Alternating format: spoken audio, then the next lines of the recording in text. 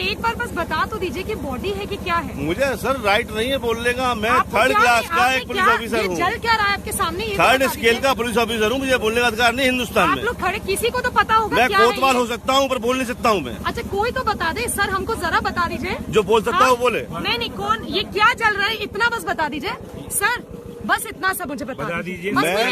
मैं crime branch में हूँ, कुछ और चल रहा है मुझे आई डोंट नो। नहीं अभी मैं बाहर से हूँ। नहीं अभी आपने मुझे बोला कि नहीं बॉडी नहीं है, क्या है सर, बॉडी है कि नहीं है? मेरी ड्यूटी यहाँ पर है आप लोगों को इस बताने के लिए कि आप लोग आगे ना बढ़े। बस यहाँ पर आगे नहीं बढ़ रही हूँ, आप मुझे बता दीजिए क्या आप इस बारे में डीएम साहब से पूछना आई है। डीएम साहब से आपकी बात हुई है? डीएम साहब से बात हुई है आपकी? डीएम साहब से बात हुई है आपकी? डीएम साहब से बात हुई है आपकी? डीएम साहब से बात हुई है आपकी? सर ये क्या चल रहा है? डीएम साहब से बात हुई है आपकी? कितनी डीएम साहब से बात हुई है आपकी? नहीं बात मेरी सही है, सब लोग जो ड्यूटी है मैडम वही बोलूंगा मैं। मेरी भी ड्यूटी है, क्या चल रहा है? ड्यूटी आपकी बात डीएम साहब से हो चुकी है। डीएम साहब से बात हो चुकी है आपकी? डीएम साहब से बात हो चुकी है। डीएम साहब नहीं है, डीएम साहब यहाँ नहीं है। बात आपकी हो चुकी है डीएम साहब से? मेरी नहीं, कौन सी बात हो गई डीएम साहब से? आपकी हुई है, आप वही जा रहे हैं। कौन सी बात हो गई? मुझे आप ही लोगों ने बताया अभी। ये क्या चल रहा है? आप लोग यहाँ खड़े हैं सर, ये क्या चल रहा है मुझे बताइए। मुझे पता नहीं क्या हो रहा है। संजीव कुमार, मुझे पता नहीं है।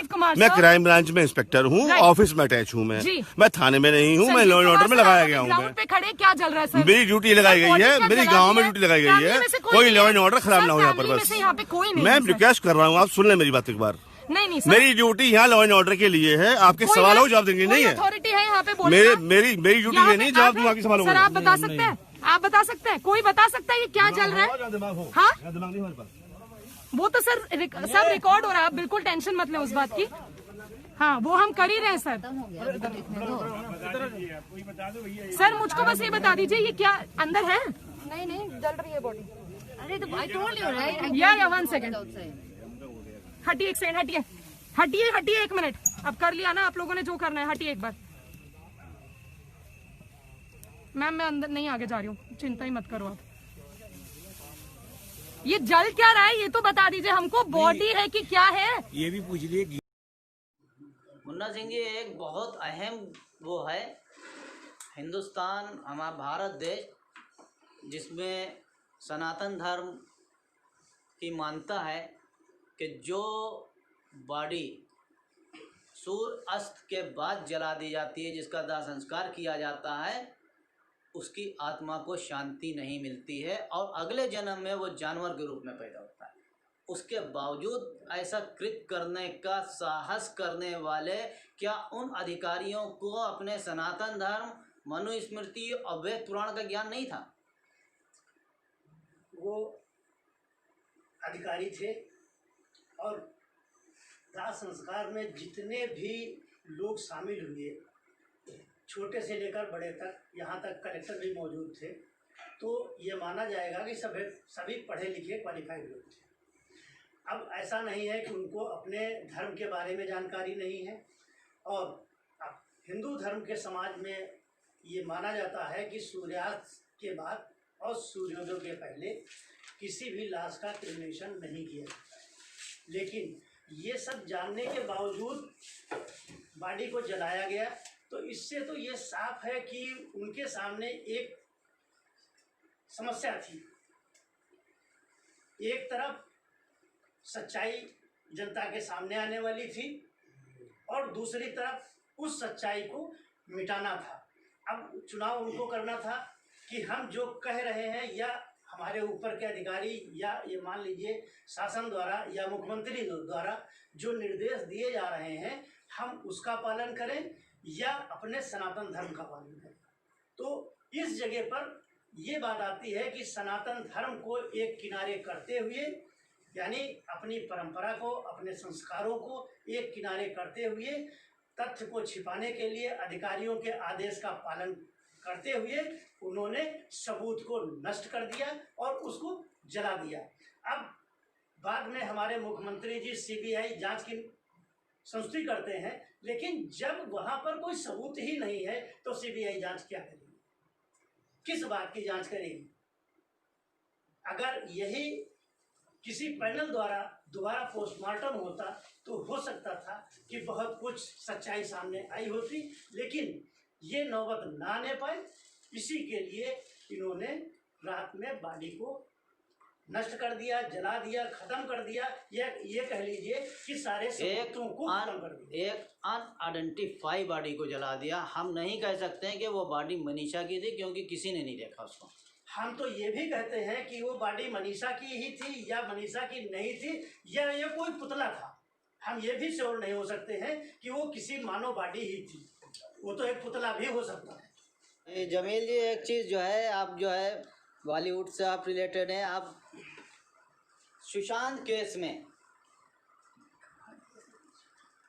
केस में लगातार पंचायतनामा, पोस्टमार्टम और फॉरेंसिक रिपोर्ट की जांच की बात करी जा रही है, लेकिन इस केस में पंचनामे का कहीं जिक्र नहीं किया गया। तो क्या सुशांत केस इस एक जो गरीब की बेटी है इससे बड़ा है? सवाल ये उठता है, ना केस सुशांत बड़ा है और ना ये बड़ा है। हमारे यहाँ देश में जो राजनीति चलती है वो बड़ी है। सुशांत से किसी को भी मतलब नहीं है, उसके ना मरने से ना जीने से। हाँ, इवन यहाँ पर भी जो हो रही है, ये भी जो लड़की मर गई, इसके मरने जीने से किसी को मतलब नहीं। सब अपनी अपनी रोटियां सेक रहे हैं, राजनीतिक रोटियां। और ये राजनीतिक रोटियां, आज बिहार में चुनाव होने वाला है। सुशांत साहब हमारे बॉलीवुड के थे, हमारे कई बार मुलाकात भी उनसे हुई, लेकिन वो शख्स एक जिंददिल आदमी था। गलत सोबत में आने की वजह से जो भी हुआ, लेकिन उसको जिस तरह से प्रेजेंट किया गया, आज मीडिया ने प्रेजेंट किया, उसको डगिस बना दिया था एक अच्छे कलाकार को। अब सवाल ये उठता है कि आपने कहा वो केस और ये केस, देखिए दोनों केस समानताएं एक है। इसमें प्रशासन ही दोषी है, सिर्फ प्रशासन दोषी है। यानी जो जिम्मेदारी इसकी मुख्यमंत्री को लेना चाहिए कि कहीं ना कहीं चूक हुई है। बिल्कुल है चूक नहीं है। प्रशासन ने इसको शय दी है। प्रशासन ने सुशांत केस को भी शय दी और प्रशासन ने इसको भी शय दी, इसको दबाने की, उसको उठाने की, इसको दबाने की। अजय यादव जी, एक दो आधे मिनट की बात है। संजय जी, एक सवाल आप सबसे पूछे हैं, तो एक सवाल ये आता है निकल के कि हमने जो कहा सनातन धर्म में क्या कहीं इस चीज़ की गुंजाइश है कि किसी की बॉडी को बगैर संस्कार के जला दिया जाए? अब देखिए, इसमें एक चीज बहुत प्रमुखता से है। अगर हम देश की बात करें तो शहीद भगत सिंह को फांसी से एक दिन पहले उनको फांसी रात में दी गई, देर रात में ही उनको जला दिया गया। दाह संस्कार उनका भी नहीं किया गया।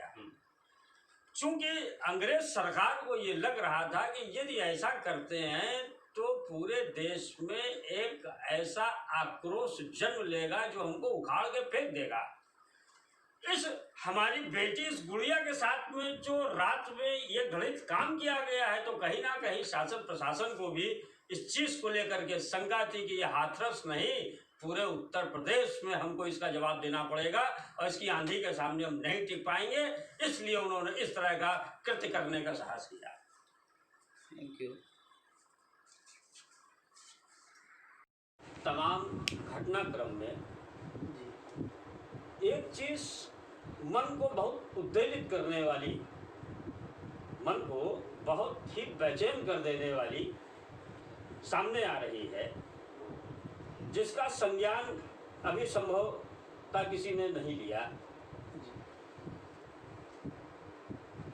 किसी की बेटी या किसी का परिजन जब किसी भी स्थिति में दुर्घटनाग्रस्त होता है या किसी भी स्थिति में उसका मृत्यु का कारण बनता है और दाह संस्कार से पहले परिजन अपने उस प्रिय व्यक्ति का चेहरा देखते हैं, आइडेंटिटी करते हैं। चूंकि पोस्टमार्टम होने के बाद जब शव आता है तो परिजनों से उसकी पुष्टि कराई जाती है।